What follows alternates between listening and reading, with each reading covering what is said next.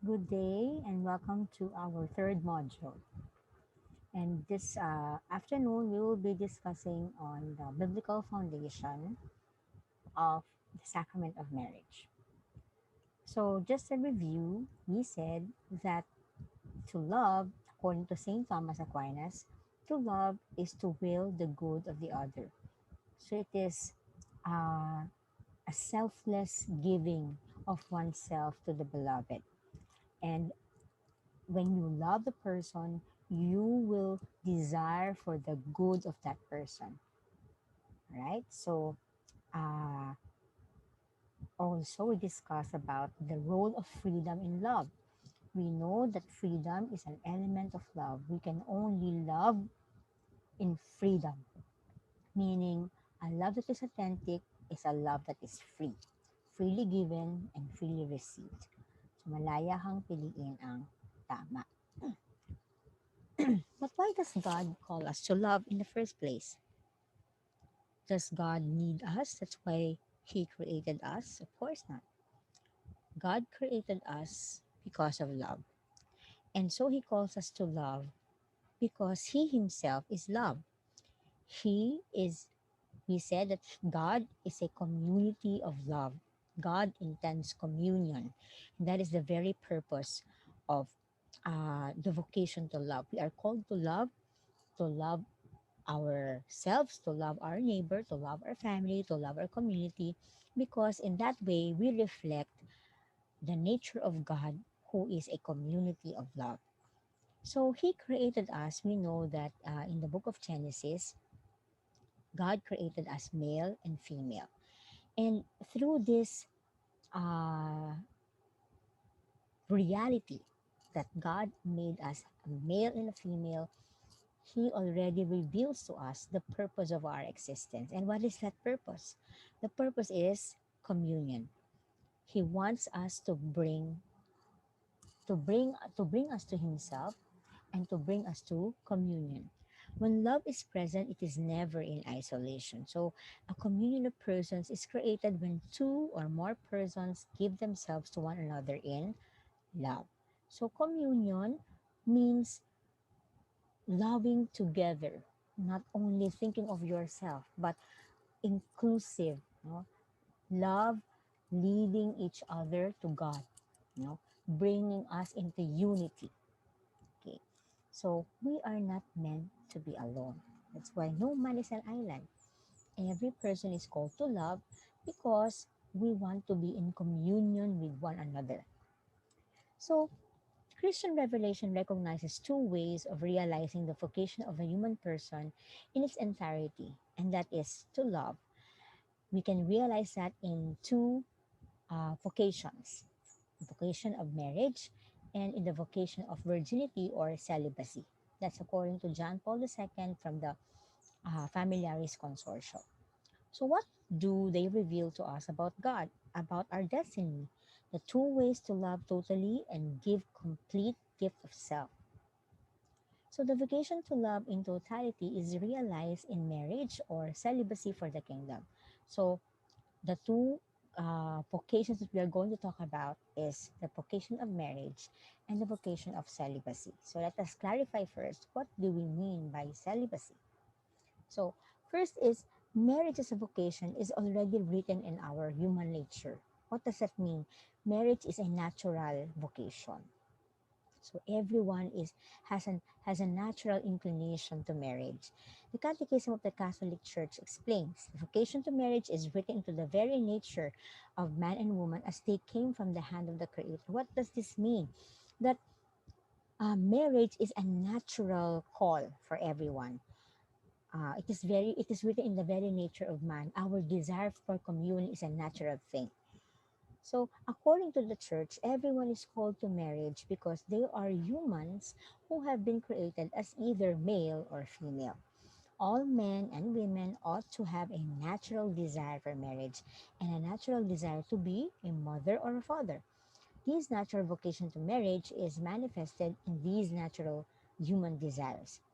So, theologically, this can be understood in what St. John Paul II called the spousal meaning of the body. This means that the ensouled body, the person, is meant for the gift of self, particularly in marriage. So, spousal meaning is a theological word for the giving of oneself, no, a mutual giving of oneself, particularly in marriage. So, therefore, because it is a natural vocation, it becomes the default vocation for all humans. Okay, hence everyone is called to marriage. But when a man is ordained, he marries the church. When a woman enters the consecrated life, she is being espoused by Christ himself. So again, even if we speak about celibacy, we are actually talking about marriage. Okay, not in an earthly sense, the earthly marriage, but in a spiritual sense. So we use the analogy of the bride and the groom. So to love through virginity or celibacy. So, what is celibacy? Celibacy for the kingdom means that a priest or a nun or a consecrated person literally skips earthly marriage, okay, to devote his or her entire life to the greatest marriage, which is the heavenly marriage, the eternal union with Christ. So, the earthly or the human marriage points us to something greater. So, the marriage of a man and a woman is actually pointing to a greater union, which is the union of man and woman when he or she meets God in heaven. So, celibacy is much more than not having sexual relations. It is actually a call to live oneself, to give oneself as a gift, uniting oneself completely to God in a way that foreshadows the heavenly marriage to come. So, yung mga pari at madre, they literally skip, no, earthly marriage because they want to experience already what earthly marriage is pointing to, and that is the heavenly marriage. And they wanted to offer themselves completely to God by living a life of celibates or a life of celibacy. So celibacy or celibates are those who freely decide to forgo sex and procreation. One would do this in order to devote all of his energies and desires to the union that alone can satisfy. So celibacy is an exceptional vocation. Not everyone is called to this state of life. No? In the same way, no, hindi lahat tinatawag maging doctor, hindi lahat tinatawag maging teacher. Iba-iba yung mga mission natin sa buhay. Even in the vocation, celibacy is really not for everyone. No? But I would say, no, celibacy is one great vocation. So the celibacy for the kingdom can be further divided into two. Could be priesthood or the religious life. So the religious and the priests live some form of life approved by the church, and this includes their practice of the three evangelical counsels, namely obedience, chastity, and poverty. All right, we go to our different, no, societal problems. I know that you are all aware of what is happening around us. Aside from that, we are living in a pandemic time. Before pandemic, we have actually been seeing a lot of social injustices, no, different forms of crimes, no, economic fluctuations, global warming, and a lot more. So we may ask, no, ourselves, what could these problems mean? Ito ba ay nilikha ng Diyos or nilikha ng tao?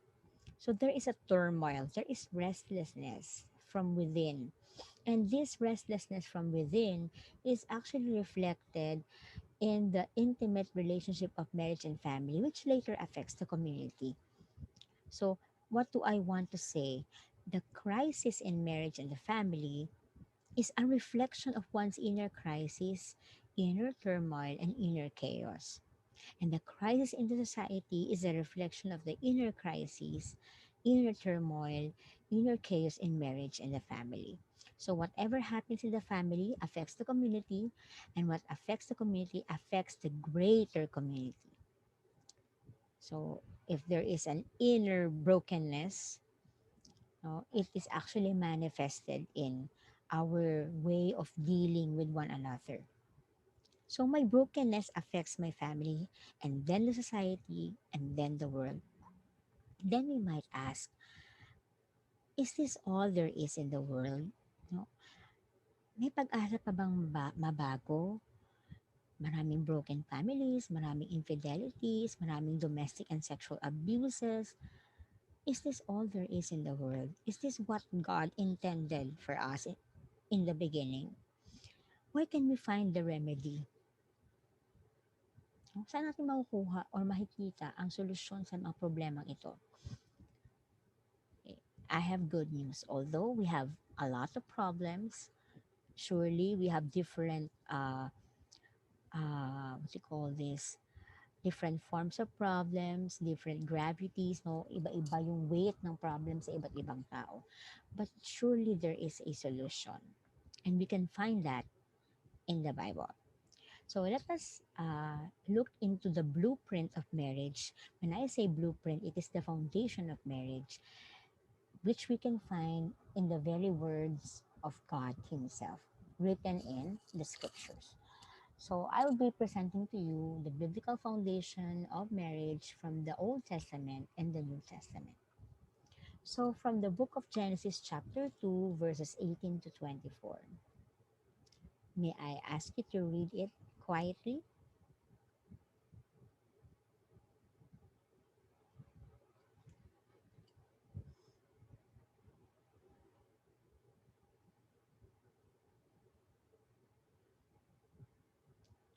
It is not good for the man to be alone. I will make him a helper suitable for him. Let's move to the next.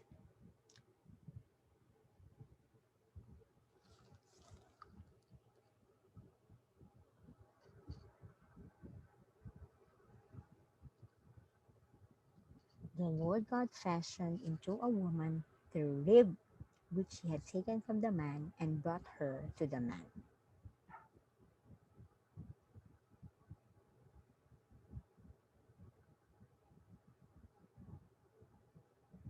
For this reason, a man shall leave his father and his mother and be joined to his wife, and they shall become one flesh. So, these are the three passages which I want to highlight in the discussion. The first passage is this: it is not good for the man to be alone. I will make him a helper suitable for him.